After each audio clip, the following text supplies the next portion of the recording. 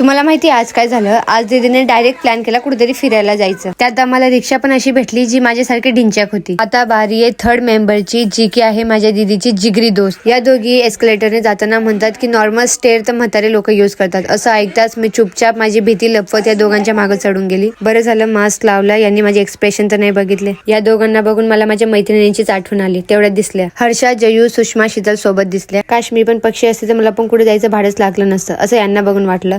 मधून मी यांना आठवण द्यायची की मी पण तुमच्यासोबत आलेली आहे, म्हणून आमचा कोड होता की हाय करायचा. या दोघांच्या गप्पा, बसची ट्रॅफिक आणि मी आणि माझा व्लॉगर मोबाईल, आम्ही सर्व सनसेटच्या पहिले डेस्टिनीवर पोहोचण्याची वाट बघत होतो. अरे ये नाही देखा तो क्या देखा म्हणून स्वतःला नीट बघून घेतलं. आई शपथ, बसच्या खाली उतरतात असं वाटत होतं जसं काय मी डोरेमॉन आणि नोबितालाच भेटायला चालली की काय. एवढं क्लासिकल एस्थेटिक वाईब होती की विचारूच नका. या दोघं अशा तुरु चालत होत्या की यांना जॉईंट होण्यासाठी मला पडावं लागत होतं. अरे नेक्स्ट पार्ट भी तो देखना है. बाय, टेक केअर मंडळी.